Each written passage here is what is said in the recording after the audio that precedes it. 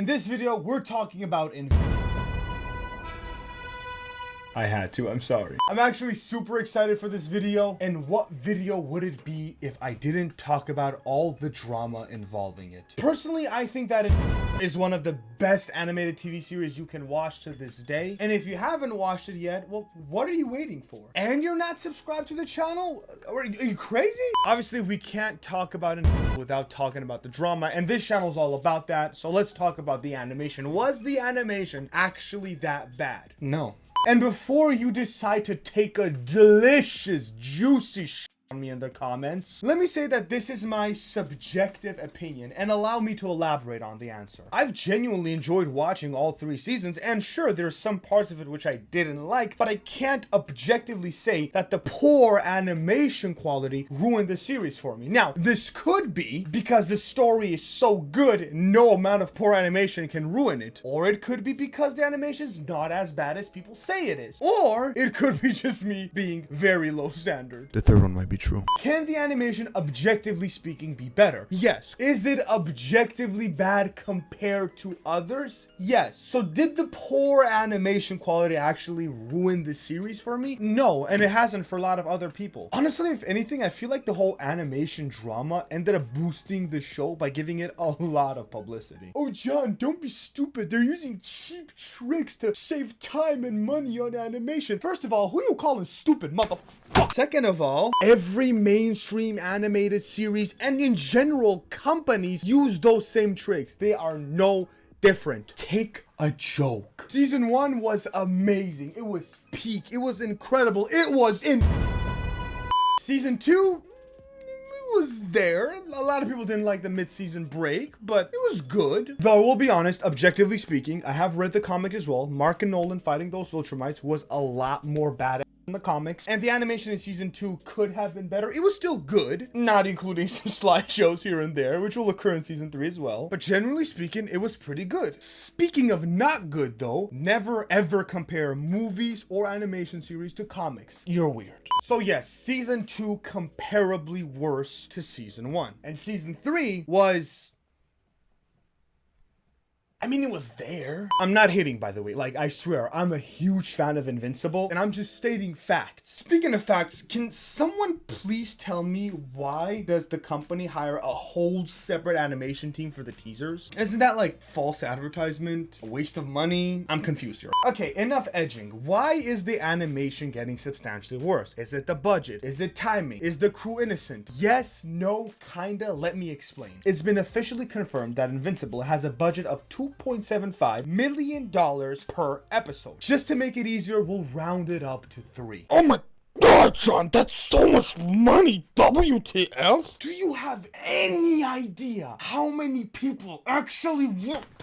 There are hundreds of them. Oh, you thought only the voice actors and animators take the check? Well, you'd be right. We'll talk about that later though, okay? Just focus on this. Arcane, an amazing animated series, has a budget of $14 million per episode. Ever heard of Miles Morales? Into the Spider-Verse, Across the Spider-Verse? Well, that one movie had a budget of over $100 million. Do you get where I'm going with this? And before you send that snarky little comment that it's 3D animation, may I remind you that 2D animation is actually harder? But I suppose you have a valid point. I need to be objective and compare it to 2D animations. Creature Commandos has 10 times the budget per episode, and that's me being generous and giving you the bare minimum number. So you still think that that $3 million is a lot of money? Actually, don't even answer that question. I know exactly what you're thinking. You're gonna start talking about all the different animes. Let it be Demon Slayer. Animes that have a budget of 80,000, 90,000, hell, barely $1 million. But why won't you mention the working conditions? 16 to 18 hours at a time? People sleeping in the office just to get more work done? Oh, and what about numerous cases of animators taking their own lives because they couldn't meet deadlines? Oh, by the way, those are 20-minute episodes. These are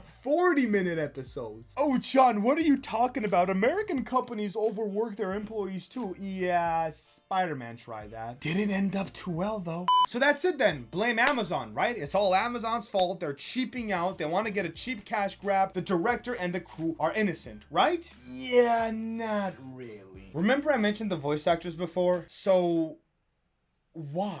I mean, I kind of get it. You wanted people to be attracted to the series, so you brought big screen actors, but you only have a budget of $3 million, and the voice actors, all admit talented and very well known, they take a big chunk of that paycheck. And you'd think that maybe they've learned their lesson, not to hire expensive actors, but they go ahead and do the same mistake again in season 3 by hiring Aaron Paul to voice Powerplex. Again, great performance, but why spend so much of your money on the voice actors alone? Don't get me wrong, the voices suit the characters amazingly. And I love the fact that J.K. Simmons is playing along with those memes and repeating iconic phrases during interviews. That was beyond funny. You know what's not funny? Omni-Man's cheeks. They have ended lives, you know that, right? Just like you can end my life if you don't subscribe. Yes, they add a finesse to the series. Yes, they're well-known actors, but you could have hired amazing, talented, no-name actors that would have done the same job, hell, maybe even a better job, for a lot cheaper, and you would have still maintained that quality. And this is clearly not the first time where the company bit off more than it could chew. Let's get back to the second season, mid-season break. Try saying that 3 times, mother.